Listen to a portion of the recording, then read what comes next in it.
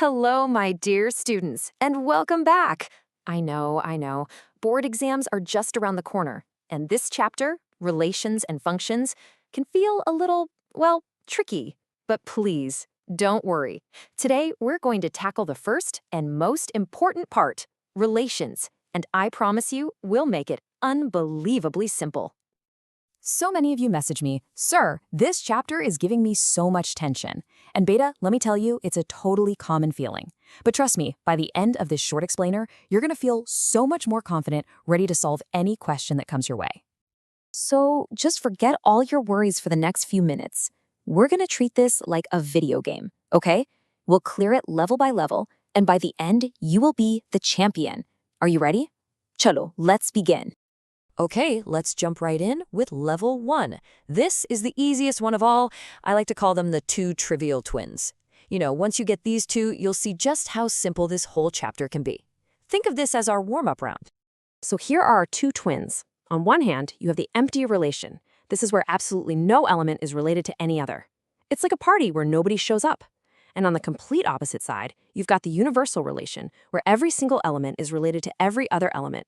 It's a full house. These are the two extremes.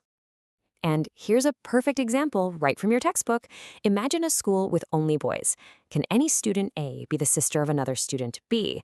Of course not. It's just impossible, right? So that relation is an empty one. It cannot exist there. Simple, Hannah. All right, level 1 is cleared. Fantastic. Now, for the main event, level 2. This is where the real marks are, okay? I want you to meet the super trio of relations: reflexive, symmetric, and transitive. Just remember RST. Let's break them down one by one. So first up is reflexive. Now, the book says a relation is reflexive if A, A belongs to R for every element A in the set. Okay, that sounds a little technical, I get it, so let's use a really simple trick to remember it. I want you to just think of it as the mirror test.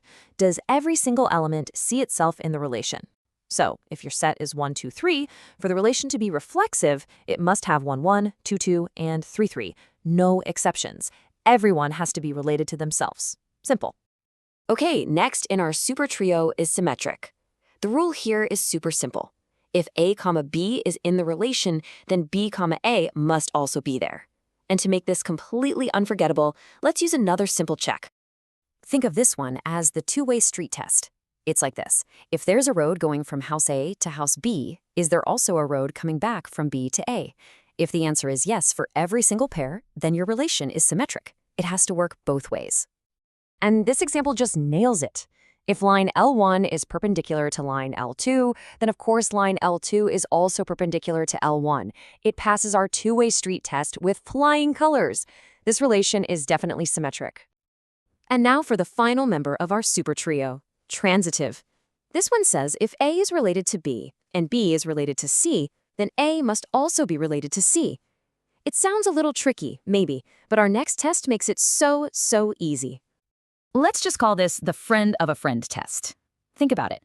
If A is a friend of B and B is a friend of C, does that mean A has to be a friend of C? Well, in maths, for a relation to be transitive, it must. You can think of B as the bridge that connects A and C. Now, look at this example with triangles. If triangle T1 is congruent to T2 and T2 is congruent to T3, then we all know from our geometry classes that T1 has to be congruent to T3. The condition holds perfectly, so this relation is transitive. Pass. Excellent work. You've cleared level 2. And now it's time for the final boss level. It sounds very big and scary, the mighty equivalence relation. But let me tell you a secret. It's actually the easiest part. It's nothing new. It's just a special name for a relation that has all three powers of our super trio.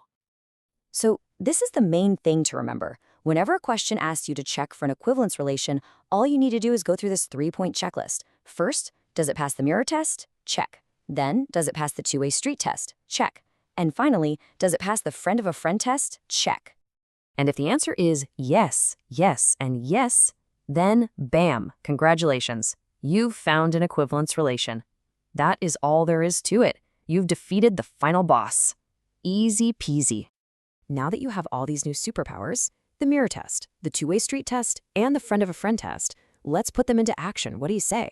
It's time for a power-up by solving a real question from your NCERT textbook. Okay, look at this. A question straight from exercise 1.1. We've got a set A with all the numbers from 1 to 14, and the relation R is defined by this equation, 3x minus y equals 0. That's just a fancy way of saying y equals 3x, right? Our job is to check for R, S, and T. So let's start with the very first test, the mirror test for reflexive.